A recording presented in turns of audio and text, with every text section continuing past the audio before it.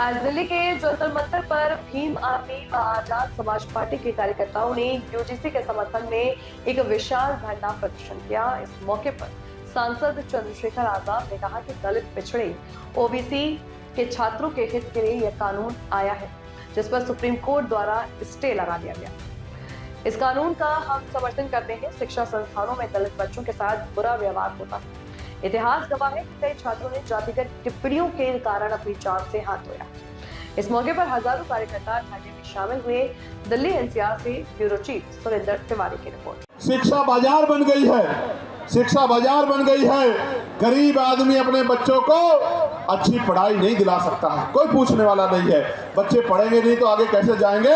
और जो चला जाता है वो हिंसा का शिकार हो जाता है, जातीय भेदभाव का शिकार हो जाता है। मैं दूर नहीं जाता, कहते हैं ना कि भाई उदाहरण की जरूरत पड़ती है। मीडिया के साथी यहाँ हैं।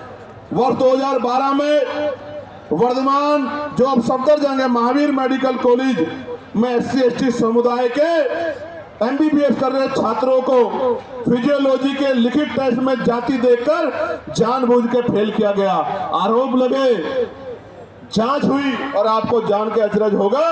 छात्रों की शिकायत पे जब दर्ज हुई, सरकार ने कमेटी बनाई जिसका नाम था मुंगेकर कमेटी। मुंगेकर कमेटी की जांच में पता लगा कि SC/ST के बच्चे के पेपर पे अंकित जाति देख के चुन चुन के फेल किया गया। तो हमारे मन में सवाल क्यों ना पैदा हो कि हमारे साथ कास्ट बेस्ड डिस्क्रिमिनेशन होता है। और ऐसा ही नहीं, कमेटी की रिपोर्ट पे कोर्ट ने उन छात्रों को मात्र पास ही नहीं किया, दोषियों के खिलाफ 10-10 लाख रुपए का मुआवजा देने के लिए आदेश दिए, दोषियों पे कार्रवाई की। मैं इसलिए आपसे कह रहा हूं कि होता है डिस्क्रिमिनेशन, कास्ट बेस्ड डिस्क्रिमिनेशन होता है, इसीलिए तो हम कह रहे हैं। और हमने थोड़ा ही गाइडलाइन बनाई, हमारी पीढ़ी को आपने काफना, सुप्रीम कोर्ट के आदेश को आपने सुन के गाइडलाइन बनाई। मैं धन्यवाद करूंगा कि उन गाइडलाइनों को हमारे पढ़े लिखे लोगों ने पढ़ा। भाई देखो, दो तरह का समाज है अभी। एक वो जो हाशिए पे गांव में रहता है, लेकिन वो मेहनत मजदूरी करके उनके पिताजी भी अपने बच्चे को यूनिवर्सिटी भेजने का काम कर रहे हैं। यूनिवर्सिटी क्यों भेज रहे हैं? कि मेरी गरीबी, बेबसी, लाचारी, परेशानी, बीमारी, तकलीफों को ये मेरा बेटा पढ़ लिख के doctor, engineer, IAS, IPS professor बन के 2 रुपए कमा के सम्मान का जीवन खुद भी जिएगा, मेरी तकलीफों को भी दूर करेगा, मेरे दरिद्र को भी काटेगा। वो बच्चा पढ़ने आता है लेकिन वो उत्पीड़न का शिकार हो जाता है। और ये मैं नहीं कह रहा हूँ, ये एजेंसियों की रिपोर्ट कह रही है, इसलिए इस आधार पर गाइडलाइन बनी है। प्यारे साथियों, बातें तो बहुत है कहने को, लेकिन मैं ये कह रहा हूं, ये सच है कि जहां आपकी आवाज नहीं होगी वहां सुनवाई नहीं होगी। इसलिए आपको अपनी आवाज को मजबूत करना पड़ेगा।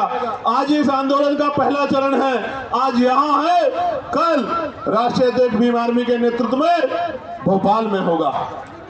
9 तारीख को राजस्थान में हुआ था। हम लोग इतनी चैन से नहीं बैठने वाले हैं। हमें जब मुझसे कोई पूछता है कि चंद्रशेखर भाई कैसे है जीत के, तो मैं कहता हूं मैं नहीं आया, मेरे लोगों ने मुझे चुन के भेजा है, क्योंकि आज उनकी आवाज को उठाने वाला कोई भी नहीं है। आज उनके दर्द पे, उनकी दर्द पीड़ा पे बोलने वाला कोई नहीं है। मेरी क्या औकात थी कि मैं आ जाता लोकसभा में?